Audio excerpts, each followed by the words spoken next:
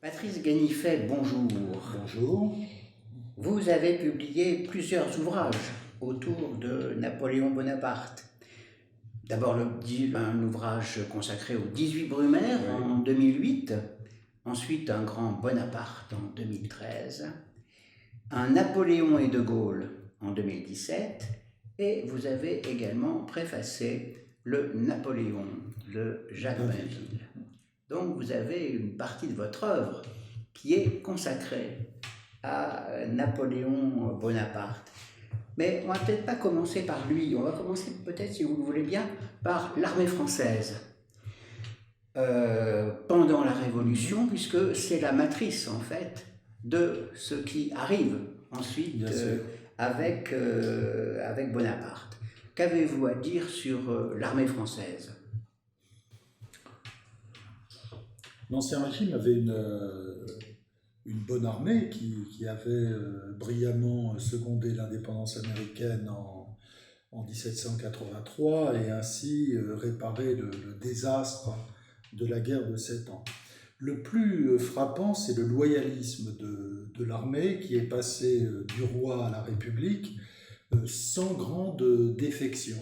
Alors certes, un certain nombre de généraux ont fait défection pendant la Révolution, non par opposition à la Révolution, mais par opposition au cours qu'elle prenait. Alors on les connaît, Lafayette, Dumouriez, Pichegru et quelques autres, mais jamais l'armée n'a suivi. Alors l'armée a été engagée dans un certain nombre de luttes politiques. Au début, tout le monde se souvient de la révolte des gardes françaises qui mettent l'arme au pied et qui, de ce fait, désarment la monarchie quant aux chances qu'elle avait de réprimer le mouvement populaire en 1789. Mais l'armée est restée globalement loyale à l'État. Et ça a été très important parce que très vite, plus le pays se déchirait politiquement, plus l'armée est devenue au fond le conservatoire de l'image de la nation.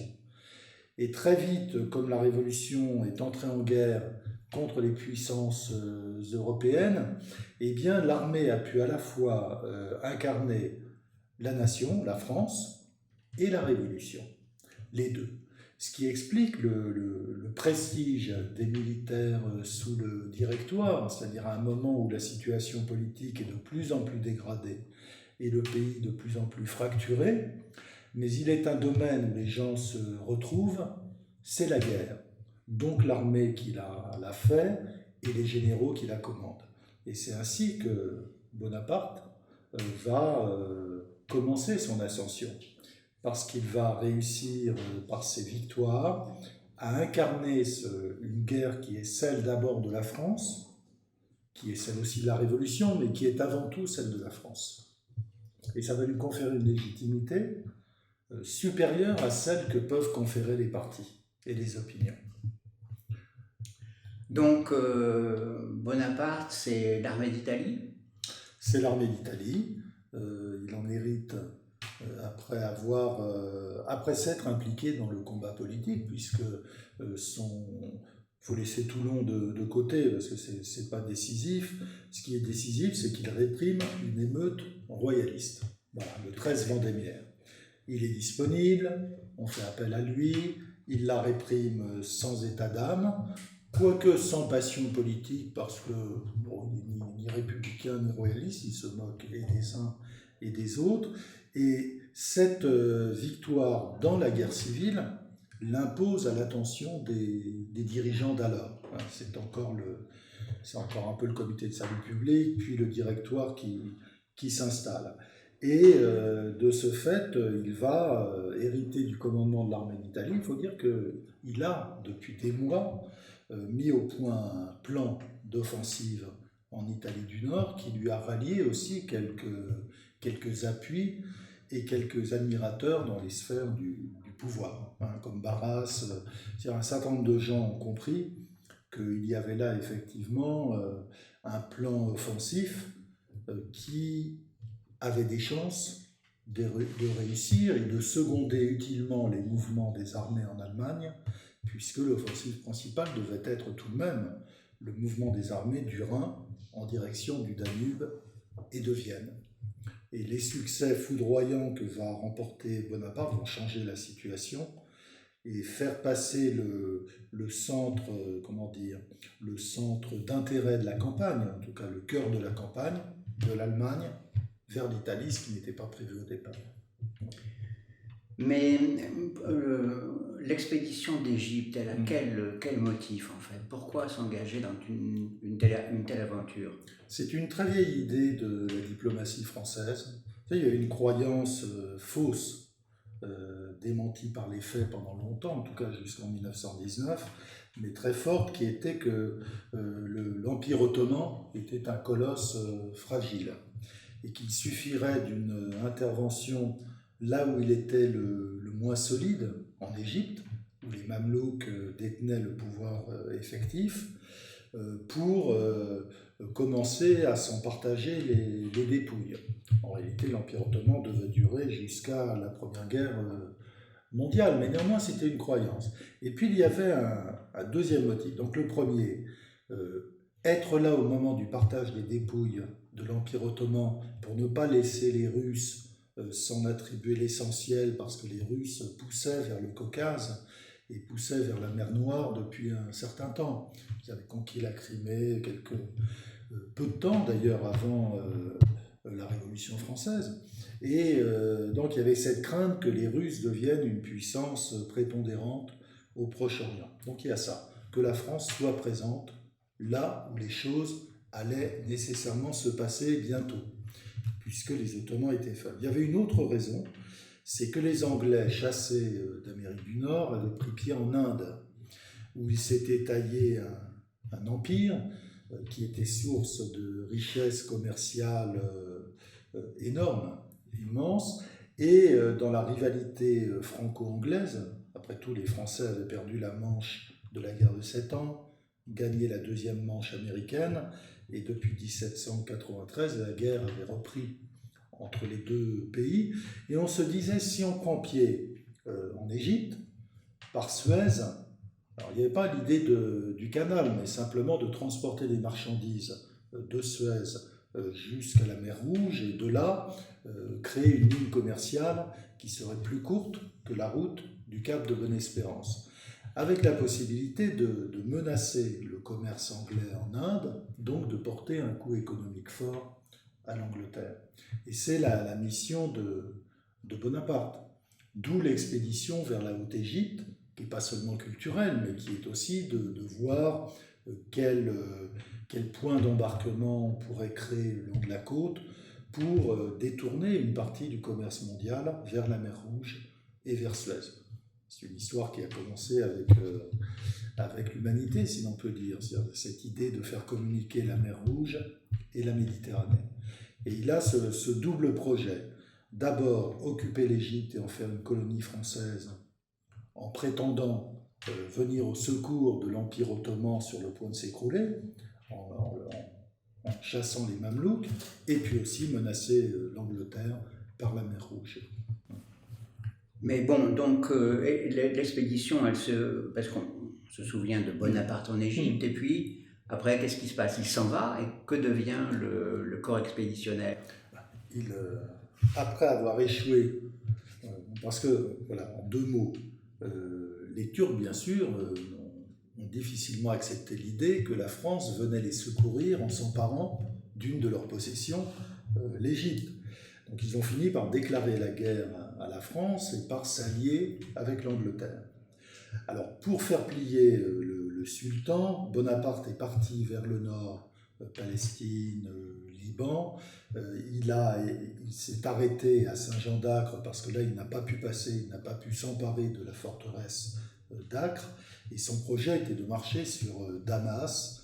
Et peut-être là, après avoir rallié les Druzes, un certain nombre de populations chrétiennes de Syrie, marcher sur Constantinople, et puis comme rien ne l'arrêtait, peut-être revenir de Constantinople par la Grèce jusqu'à Paris, ou bien, ce qu'il n'excluait pas, refaire l'expédition d'Alexandre et descendre par l'Afghanistan jusque du côté de l'Inde, où il aurait affronté cette fois physiquement les Anglais. Rien de tout ça n'a marché. Le pacha qui commandait à Acre a arrêté son expédition. Il est rentré en Égypte. Il a réussi à mettre en échec une tentative de débarquement anglo-ottomane. Et puis là-dessus, apprenant que la guerre avait repris en Europe, il s'est dit que cette fois, pour reprendre son expression, la poire était mûre. Et il est parti en abandonnant son armée. C'est-à-dire que dans toute période normale, il aurait été probablement arrêté et fusillé à son arrivée en France. Mais le gouvernement, apprenant son débarquement et surtout constatant l'incroyable popularité du personnage, comme a dit Sieyès, on ne peut pas être plus sévère que les Français. Donc nous allons organiser une cérémonie pour l'accueillir, au lieu de le mettre en prison comme il le mérite. Et quelques semaines plus tard, 3 semaines plus tard, il s'est emparé du pouvoir avec la complicité d'une partie du personnel dirigeant français, révolutionnaire. Alors, un mot sur le 18 Brumaire, que vous connaissez Oui. parfaitement bien. C'était sérieux comme coup d'État? Le mot convient à peine. Bon, bien sûr, c'est un coup d'État puisqu'il renverse la légalité républicaine, la Constitution. Mais en même temps, comme ce coup d'État se fait avec l'appui et l'accord de 2 directeurs sur 5, un 3e va être acheté, Barras, les 2 autres chassés. Et puis l'appui d'une des 2 chambres, la chambre haute, la chambre basse va faire de la résistance, plus un consentement de l'opinion qui fera qu'après le coup d'État, il n'y aura pas de répression, c'est inutile. On peut dire qu'il y avait un consentement, il a pris le pouvoir du consentement général pour tirer notamment le personnel du directoire d'une impasse où il se trouvait, et avec comme engagement celui de faire obstacle à une restauration monarchique, parce que c'est ça l'enjeu. Le directoire était dans un tel état de décomposition, et le pays dans un tel état de crise dans tous les domaines, que l'unique solution, s'il n'y avait pas un coup d'État militaire, c'était un retour des Bourbons. Il n'y avait pas d'autre solution. Et les ex-conventionnels au pouvoir avaient très peur d'un retour de Louis XVIII, qui à ce moment-là n'était pas enclin à pardonner, ni à des accommodements avec la Révolution. Et il avait publiquement annoncé qu'il rétablirait les États généraux, les assemblées provinciales, les parlements, et qu'il punirait les régicides. Et le syndicat des régicides au pouvoir est terrorisé à cette idée, et pour eux, Bonaparte est une protection, c'est un rempart contre une restauration, et en même temps, ils ont compris que les institutions mises en place après la Terreur ne fonctionnaient pas, et qu'il fallait rénover la République. Alors, ils pensent au départ que Bonaparte va être simplement un instrument, bien sûr, il va se jouer d'eux, et changer le projet en un projet, une sorte de dictature de salut public exercée par lui, qui peu à peu évoluera vers une monarchie. Alors, bien sûr, il faut parler de l'œuvre du consulat. Vous parlez vous-même de la constitution administrative, vous reprenez l'expression de Tocqueville, reprise également aujourd'hui par Arnaud Tessier, et vous expliquez la rapidité avec laquelle cette constitution administrative du pays se met en place, et de manière tout à fait durable, alors que les institutions politiques du consulat et de l'Empire ne durent pas. Cette constitution administrative, nous en avons hérité. Alors, il y a une histoire, bien sûr, derrière, ça ne se produit pas comme ça. Il y a une histoire et il y a une intention, un projet qui est réalisé. Est-ce que vous pouvez nous en parler? Oui, bien sûr. Quant au projet, l'Italie a été l'école de Bonaparte, parce qu'après tout, il n'a aucune formation dans ce domaine, il n'y a aucune raison qu'il se mette à faire des constitutions et tout. Mais il s'est trouvé en Italie face à une société à la fois moderne et complexe, parce que l'Italie était divisée d'abord en multiples petits États depuis 1748. Ensuite, c'est une société aristocratique avec encore une noblesse, un clergé puissant, des institutions très anciennes, municipales notamment, la diversité pas de religion, mais de langues linguistiques. Donc une situation très complexe à gérer. Et se trouver dans cet environnement à la fois riche donc, et compliqué a été une école formidable pour lui, parce qu'il a appris l'art de la transaction. C'est-à-dire que pour s'imposer, eh bien, il faut faire des compromis, il faut peser les intérêts, les sous-peser, les accommoder les uns avec les autres, tout en suivant une ligne. Par exemple, dans le domaine religieux, il a une politique contre les ordres réguliers, qui était celle d'ailleurs du despotisme éclairé en général, hein, d'ouvrir les couvents, de donner la possibilité aux moines de sortir, de se marier, etc., tout en protégeant l'Église catholique et le clergé. C'est-à-dire combattant ses propres lieutenants. Son armée était beaucoup plus jacobine que lui, hein, l'armée d'Italie. Donc combattant son entourage, qui se serait bien vu aller à Rome chasser le pape. Et il le fera plus tard. Mais pour l'instant, non. Donc il a appris tout ça à ménager. Il a appris, et il dit, je veux faire de l'Italie, des Italies, il y en a encore plusieurs à cette époque-là, un régime mi-démocratique, mi-aristocratique. Donc, diminuer l'influence de la noblesse, mais ne pas l'abolir. Augmenter l'influence du tiers-État, sans la rendre absolue, voilà, etc., etc.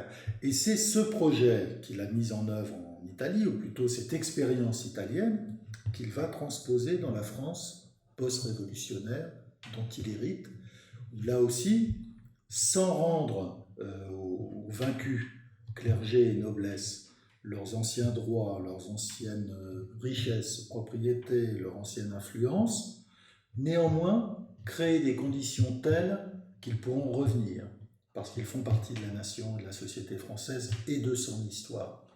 Et en même temps conserver l'essentiel de la Révolution, mais en procédant à un inventaire qui supprimera tout ce qui s'apparentait, comme il dit, au roman de la Révolution, pour désormais ne conserver que l'important et l'essentiel. Voilà.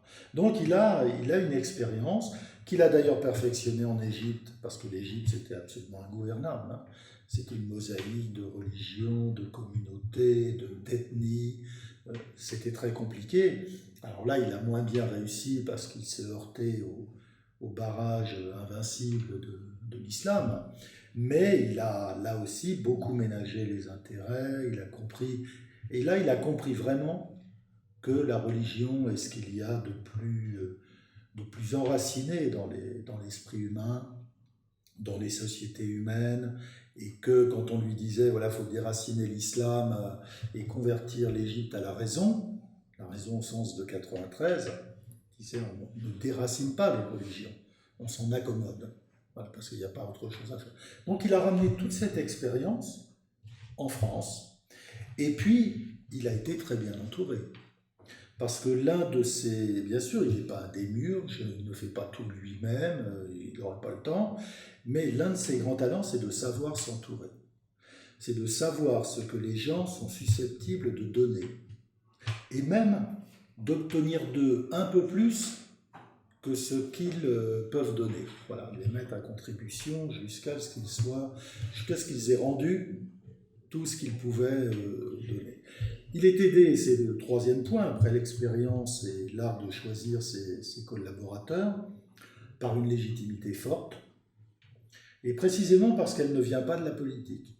Bon, il a été robespierriste, il a aidé le Directoire contre les royalistes, il l'a aidé contre la droite au 18 rue Tidor, encore, mais sa légitimité, ce sont ses victoires, plus la légende égyptienne. Personne ne sait réellement ce qui s'est vraiment passé en Égypte, donc c'est une épopée antique, presque, qui l'a transformé en personnage légendaire. Et cette légitimité le met au-dessus des partis. Donc elle est très forte, elle l'impose comme arbitre. Et ce qui va lui permettre de faire travailler des gens venant de tous les partis, hein, de la gauche, de la droite, ça c'est quelque chose qui est très bien connu. Et enfin, il sait ce qu'il veut faire. Il ne pratique pas le en même temps, si vous voulez. Il sait ce qu'il veut faire. Son projet est de réconcilier les Français et de jeter les bases d'institutions durables qui soient déduites des principes de la Révolution d'un côté et des traditions françaises de l'autre. Alors ainsi, il va, le Code civil et la matérialisation des principes révolutionnaires, et puis les institutions retrouvent pour beaucoup l'esprit de la monarchie absolue et des projets qui avaient été ceux des ministres réformateurs de la monarchie. C'est une synthèse des deux. Et il se présente d'ailleurs d'emblée dans sa première proclamation post-coup d'État. Vous savez, la fameuse où il dit « Je ne suis ni bonnet rouge, ni talon rouge, je ne suis que national ». C'est un peu le résumé de sa politique. Donc une politique plutôt favorable à la Révolution, mais pas totalement défavorable à la contre-révolution. Et puis politiquement, il est servi par une volonté forte, par une capacité de travail incroyable, et aussi par une fermeté qui peut aller jusqu'à la cruauté, mais cruauté sans sentiment, si l'on peut dire, politique, parce que ce qu'il met en place, c'est un vaste compromis, on dirait aujourd'hui au centre, entre centre-gauche et centre-droit, monarchistes libéraux d'un côté, républicains conservateurs de l'autre, avec exclusion totale des contre-révolutionnaires qui aspirent au retour des Bourbons et des Jacobins qui croient que la révolution doit continuer et s'approfondir. Alors ceux-là vont être réprimés, alors pas en grande quantité, mais après l'attentat de la rue Saint-Nicaise, il fait déporter et disparaître un certain nombre de rescapés des années de la terreur, notamment des massacreurs de septembre, qui vont disparaître ainsi. Et puis d'un autre côté, il fera réprimer sans pitié, par exemple, le marquis de Frotté, ou quelques autres seront exécutés, et puis bien sûr, l'exécution du duc d'Enghien, qui est un signal fort envoyé à tous ceux qui pourraient rêver d'une restauration. Et c'est ce qui va lui permettre donc de mettre en place cette constitution administrative dont Sieyès, Roederer, Cambacérès ont été les architectes. Et il faut voir aussi qu'il bénéficie de tous les projets qui ont été rédigés pendant la Révolution, mais que la Révolution n'avait pas les moyens politiques de mettre en œuvre. Et par exemple, la réforme financière et la réforme fiscale étaient là, elles existaient. Simplement, le directoire était trop faible pour pouvoir imposer ces réformes. Et surtout, le directoire n'avait pas la durée.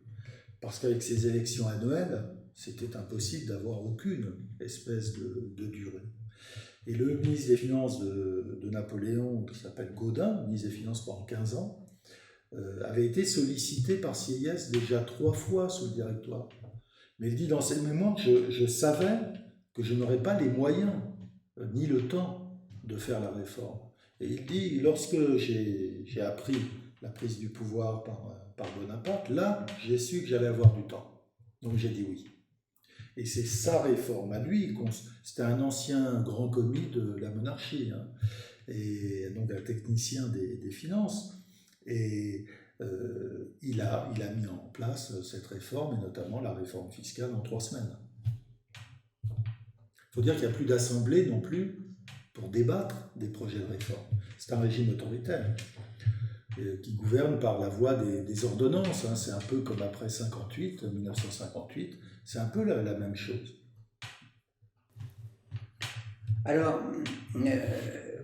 on voit dans tout ce que vous décrivez un homme qui a finalement un sens des grands équilibres, qui reprend une politique étrangère que, après tout, la monarchie aurait pu, la diplomatie française en tout cas aurait pu avoir, qui veille aux grands équilibres intérieurs.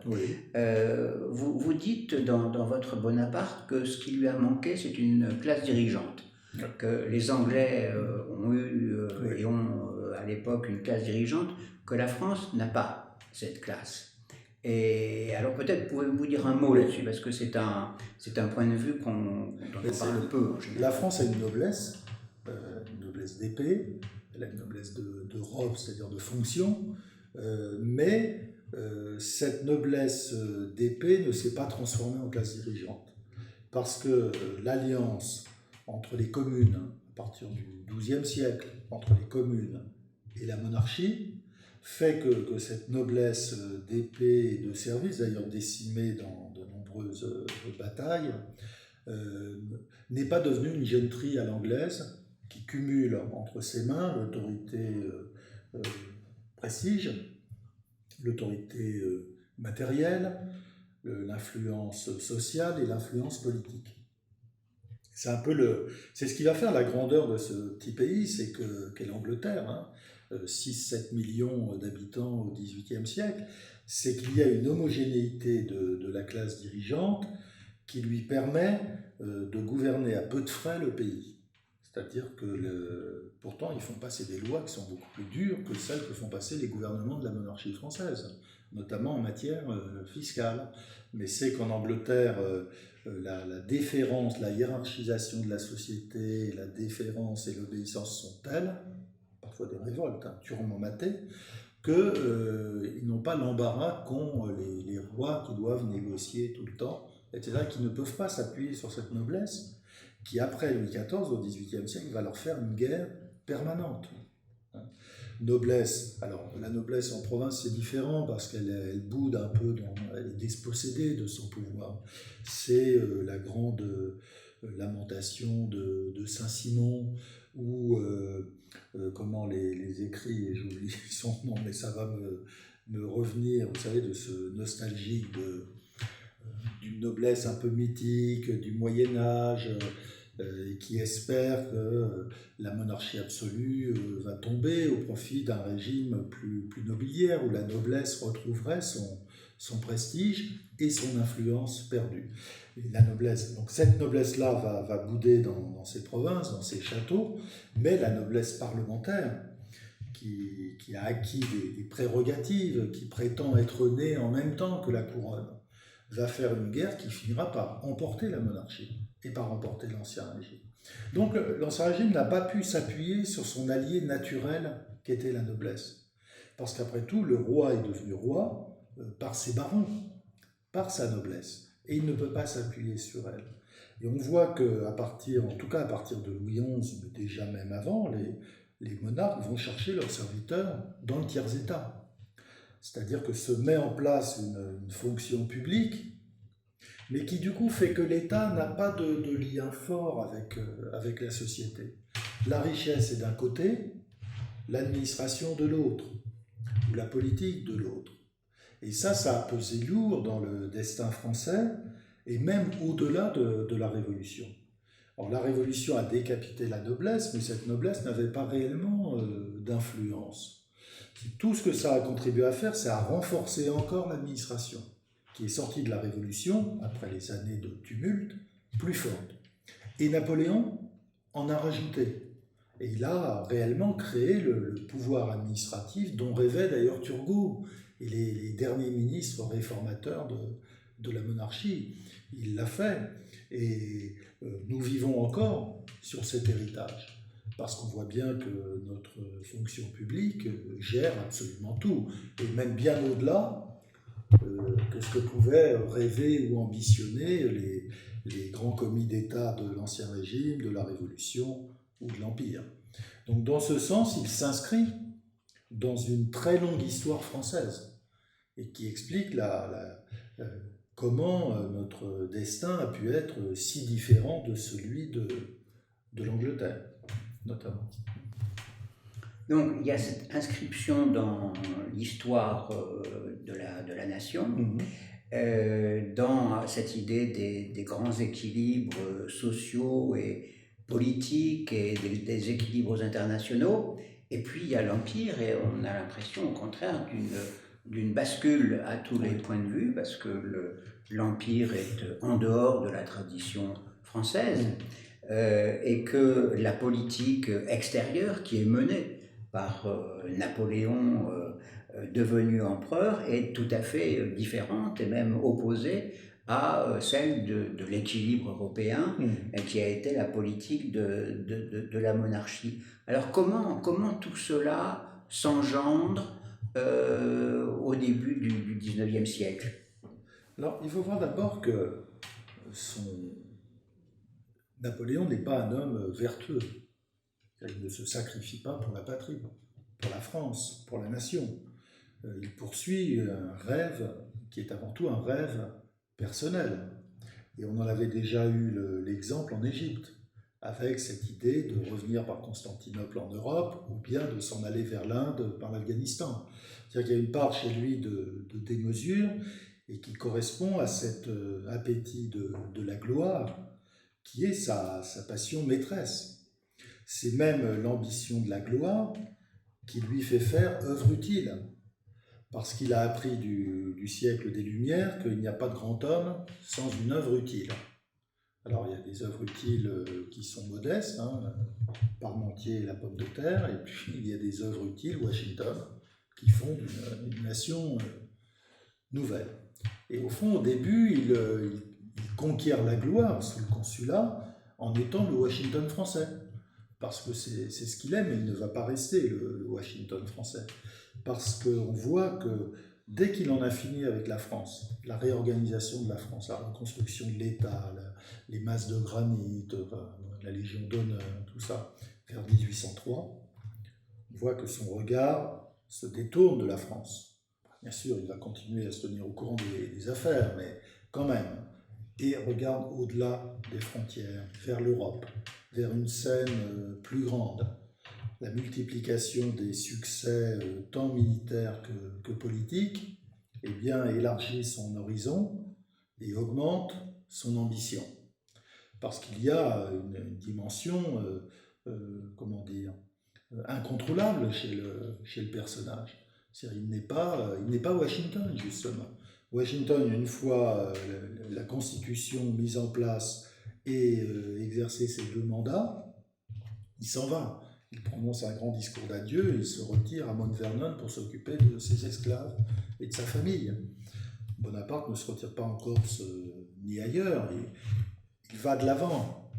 Et il y a aussi, bien sûr, la contrainte de la guerre avec l'Angleterre, qui est une guerre compliquée, puisque si la France a la meilleure armée de terre du monde, elle a une marine en piteux état depuis la Révolution. La Révolution a entraîné l'émigration d'une grande partie du corps des officiers de la Royale, et on peut construire des bateaux, mais remplacer les officiers, c'est compliqué. Et on les a remplacés par des officiers de la marine marchande, et ils n'ont pas la même rationalité. Un amiral de guerre sait que parfois il faut sacrifier un navire. Un officier de marine marchande cherche toujours à sauver la cargaison et à protéger les navires, d'où une pusillanimité qui va coûter cher à la France dans ses affrontements avec la marine anglaise. Donc c'est une guerre un peu déséquilibrée. Les Français ne peuvent pas affronter les Anglais là où ils sont forts, et les Anglais n'ont pas les moyens d'affronter les Français là où ils sont forts. Donc les Anglais affrontent les Français par coalition continentale interposée qui leur coûte fort cher, et Napoléon est contraint de vaincre les Anglais là où il ne les rencontre pas sur terre. Alors c'est un peu compliqué. D'où cette idée dès 1806 de prendre le contrôle du continent. S'y ajoute l'idée que, au fond, le consulat était une formule bâtarde et tout à fait provisoire, éphémère, parce que le consulat était un régime tellement personnalisé qu'il mettait l'État à la merci d'un coup de pistolet. D'ailleurs, il y a eu de nombreuses tentatives d'attentats, parce que les ennemis de Bonaparte savaient qu'il suffisait de couper la tête pour que tout s'écroule. D'où l'idée de refaire une monarchie, de créer une 4e dynastie, et comme il ne trouve pas de modèle dans la tradition française, il va se raccrocher à Charlemagne. Il va aller en Allemagne récupérer l'épée de Frédéric, et puis il va se raccrocher à Charlemagne pour fonder cette construction très kitsch, au fond, baroque, à laquelle probablement personne n'a cru, mais qui lui l'engage encore un peu plus loin, parce que quand on crée une dynastie, eh bien, il faut faire avec les princes et les princesses qu'on a. Et son système européen va passer par toutes ces couronnes données aux membres de la famille, parce que dans tout ça, il y a quand même une forme de rationalité, c'est-à-dire, il aurait sans doute aimé une alliance avec la Prusse. Parce que la Prusse était, après tout, le pays à la mode au XVIIIe siècle à cause de Frédéric. Il va lui préférer l'alliance avec la Russie, autre pays à la mode à cause de Catherine II. Voilà. Et donc cette idée que l'hégémonie française, ou la suprématie française, passe par une alliance entre une France forte, protégée par une ceinture d'États alliés ou clients, et la Russie, qui contrôlerait l'Europe centrale et qui garderait un œil sur les Ottomans, et une Angleterre rejetée du côté de l'océan, et obligée de négocier pour accéder au marché européen. C'est ça l'idée, fondamentalement. Alors, mais elle se fait d'une manière qui est la conséquence du génie et de trop de victoires. Donc, ils signent des traités d'alliance qui, bien sûr, font de chaque allié un ennemi potentiel, parce qu'ils leur imposent des conditions qu'ils ne peuvent pas respecter. Parce que si les alliés respectent les conditions qu'ils leur imposent, eh bien, économiquement, ils meurent à terme. D'autant plus que la France ne se prive pas de commercer avec l'Angleterre en douce, sans respecter les conditions qu'elle impose aux autres. Puis cette idée que l'Europe ne sera vraiment pacifiée que lorsque tous les Bourbons auront disparu, Murat à Naples, Joseph à Madrid, ce qui est une folie. C'est la première grande folie qu'il fait, parce que il renverse les Bourbons, qui avaient continué de respecter le pacte de famille malgré la décapitation de Louis XVI. Donc il aurait dû comprendre que là, il avait un allié tout de même solide. Mais comme il a tout de même une tendance à mépriser ses alliés, il ne respecte les Espagnols que tant qu'ils lui amènent des navires. Après Trafalgar, c'est fini, donc leur sort est réglé. Mais ce faisant, il a commis une erreur terrible, parce que vous ne pouvez pas bien sûr imaginer que l'Amérique latine allait immédiatement couper les ponts avec Madrid. Il refusait de reconnaître Joseph Ier. Mais ce faisant, il a interrompu, il a coupé l'approvisionnement de l'Europe en métaux précieux et porté un coup très dur au milieu d'affaires qui, du coup, dès 1808, lui retire leur soutien en disant qu'à terme, il ne pourra pas financer sa guerre parce qu'il n'aura plus les espèces que les Anglais continueront d'obtenir. Donc il a commis une erreur très grave. Il en a commis une autre en humiliant la Prusse en 1806, puisqu'il la raye quasiment de la carte. Il lui impose, c'est un peu le traité de Versailles, c'est-à-dire une humiliation infligée à la Prusse qui va faire naître le sentiment allemand, qui n'existe pas vraiment avant. Il existe chez quelques intellectuels, mais ce n'est pas une passion populaire. Et le germanisme va devenir une passion populaire en Allemagne du fait des conditions trop dures imposées à l'Allemagne, qui, c'est vrai, le voyait entre la France et l'Autriche et l'Angleterre. C'était un jeu pas clair, mais c'était peut-être pas la peine de lui imposer de telles conditions. Et la troisième erreur fatale, c'est bien sûr la Russie. C'est-à-dire cette idée, là tout le monde le lui a déconseillé. Mais il est tellement sûr de toujours gagner qu'il ne comprend pas qu'un jour il sera battu. Cette idée d'aller en Russie pour rétablir une alliance avec le tsar qui chancelle, du fait des conditions inacceptables qu'il impose même au tsar, son allié privilégié. Donc, un projet, certes, d'hégémonie française, qui rappelle ce que pouvait dire l'abbé de Saint-Pierre ou d'autres, pour qui la France devait être la seule puissance dominante en Europe, avec un système d'alliance. Les nécessités de la guerre avec l'Angleterre, c'est vrai, mais à côté de ça, des erreurs qui tiennent pour une grande partie à l'hubris. et au fait qu'il a fini par croire à cette construction impériale à laquelle, autour de lui, personne ne croyait. Et quand il a eu un fils, ça a été encore pire. En 1811, son mariage autrichien lui a tourné la tête. Il a cru qu'il entrait dans l'Europe des rois. Grave erreur de calcul, et il se sent si sûr de lui qu'il va aller en Russie, et là, c'est la chute. On n'a pas parlé du stratège, mais le stratège n'est pas un bon politique, en fait. Vous dites que pour Napoléon, la guerre fixe les limites des objectifs politiques, non l'inverse. Oui. Et là, c'est-à-dire que la guerre vise à la destruction de l'ennemi. Et en politique, c'est un peu la même chose. Il cherche toujours la victoire totale, comme il la cherche dans la guerre, et un peu avec les mêmes moyens. Déconcerter l'adversaire, le paralyser d'une certaine façon, tant il a la tête qui tourne par la vitesse des mouvements des armées françaises, et lui couper sa ligne de retraite, l'encercler, faire l'armée prisonnière, la désarmer. Voilà. Il a donc, c'est un peu le blitzkrieg dans tous les domaines, militaires et politiques. D'où la vitesse aussi avec laquelle sont réalisées les réformes. Heureusement, elles sont bien conçues. Parce que si elles n'avaient pas été bien conçues, peut-être qu'il y aurait eu des catastrophes inouïes, parce que c'est toujours cette idée qu'il faut aller vite, que le but c'est d'écraser l'adversaire, de terminer la guerre, non pas en une campagne, mais en une bataille ou en une manœuvre.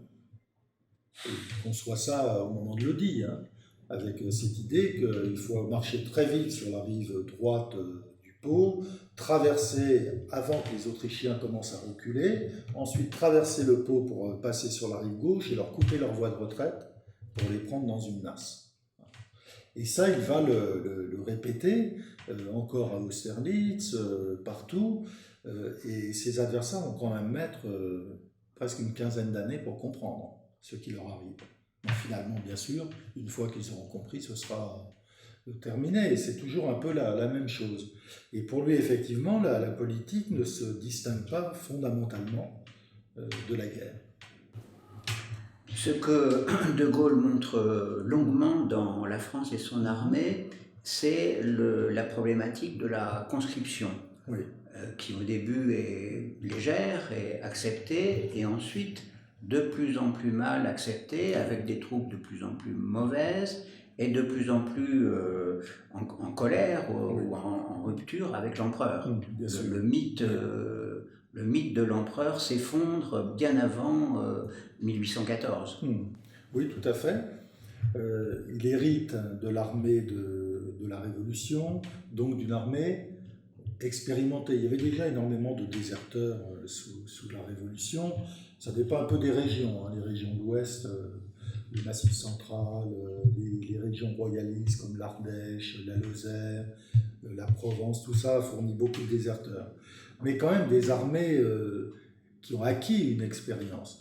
Et ces armées vont suivre ensuite Bonaparte et Napoléon jusqu'à 1808, en gros. Et il va y avoir ce véritable miracle, qui est la grande armée de la campagne d'Austerlitz en 1805, de la campagne de Prusse en 6, en Pologne en 7. Et cette armée ensuite va être démantelée, puisque une partie va continuer de servir sur le continent, notamment en Autriche en 1809, mais les meilleurs éléments, une partie des meilleurs éléments, les plus aguerris, ceux qui ont participé à la légende, vont être envoyés en Espagne. Et au fond, les combats ont fait leur œuvre aussi. Vous savez, c'est un type de guerre où les meilleurs meurent les premiers parce que les officiers sont sur la ligne. Donc il y a beaucoup de pertes chez les officiers. Et si bien que l'encadrement va commencer à baisser en qualité, les troupes les plus aguerries, eh bien, il va y avoir beaucoup de morts, beaucoup de mutilés, de blessés, de gens qui commencent à vieillir et qui quitte les cadres. Donc cette armée va perdre en qualité au moment où les combats vont devenir de plus en plus durs, parce que quand même, il y a en Autriche les réformes de l'archiduc Charles, pour enfin éviter que l'Autriche prenne raclée sur raclée, qui commencent à porter leurs fruits. Si bien que la guerre se fait plus âpre et ressemble de moins en moins à la campagne d'Italie. D'autant plus que l'armement gagne en puissance. Pas tellement les fusils, mais les canons, l'artillerie surtout.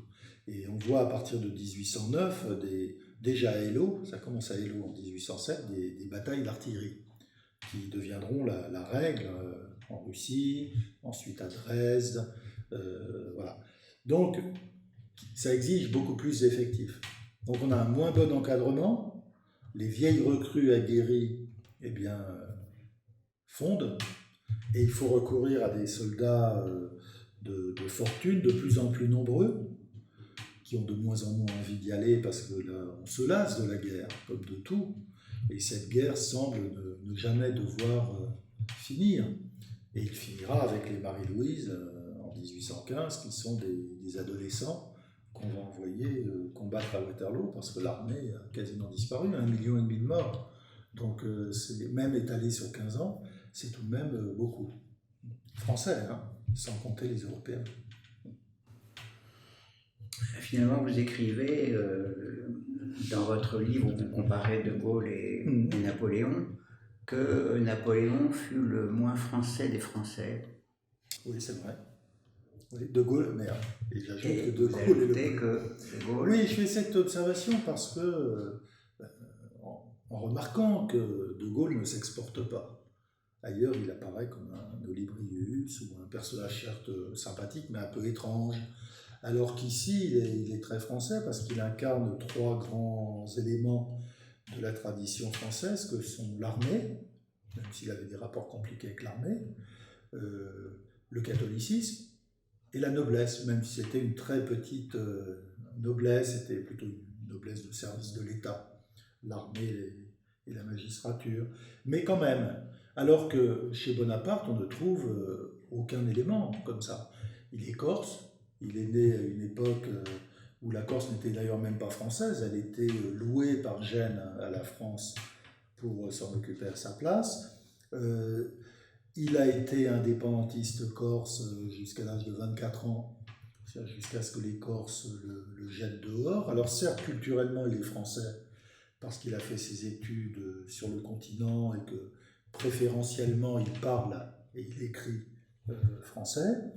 Mais il n'est pas, on ne peut pas dire que l'histoire de France coule dans ses veines, à la différence de Gaulle.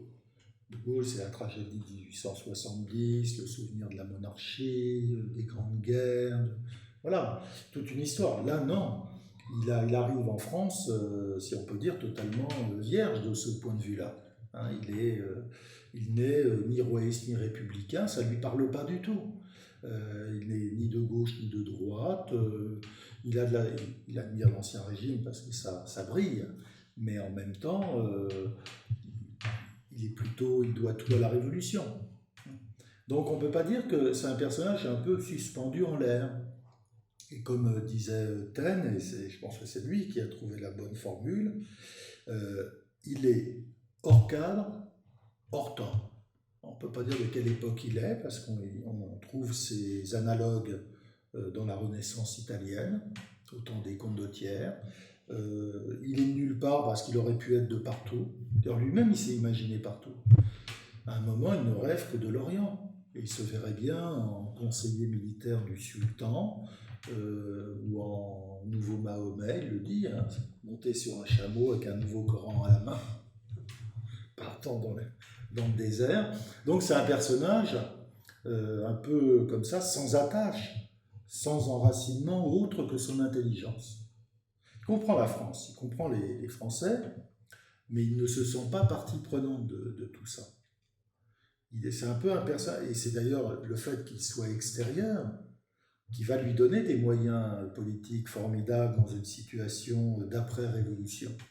Il vient comme un arbitre, mais comme un arbitre au football, mais arbitre, il ne fait partie d'aucune des deux équipes, et lui non plus. Et il est un peu dans cette position du podestat italien qui venait réconcilier les Guelfes et les Gibelins quand ça chauffait trop. Il est un peu comme ça, et c'est pourquoi ça devait finir par une chute et une disparition. Parce qu'après tout, personne, à mon avis, personne ne conçoit l'avenir avec Napoléon. Il est là le temps de pacifier, de reconstruire, mais il n'est pas l'avenir. D'abord parce que le régime qu'il fonde politique est trop contraire aux idées du XVIIIe siècle. Même s'il réincarne un peu le despotisme éclairé, néanmoins le XIXe, il est à la liberté de la presse et au parlementarisme. Et on voit que dès 1813, c'est-à-dire lorsque les défaites s'accumulent et que l'Empire commence à rétrécir, eh bien, tout le monde semble passer à autre chose. Même les législateurs les plus dociles depuis tant d'années se réveillent, parce que tout le monde aspire à nouveau à lire des journaux qui n'ont pas été écrits par le gouvernement et aux disputes de tribunes. Et ça va faire d'ailleurs le charme de la Restauration, en tout cas dans ses débuts, c'est que là, Louis XVIII aura bien compris, il va s'accommoder de la charte, etc. Et au fond, la Restauration, c'est le monde du siècle des Lumières qui revient après la parenthèse révolutionnaire et impériale. Merci, Patrice. Merci à vous. Merci beaucoup. Merci.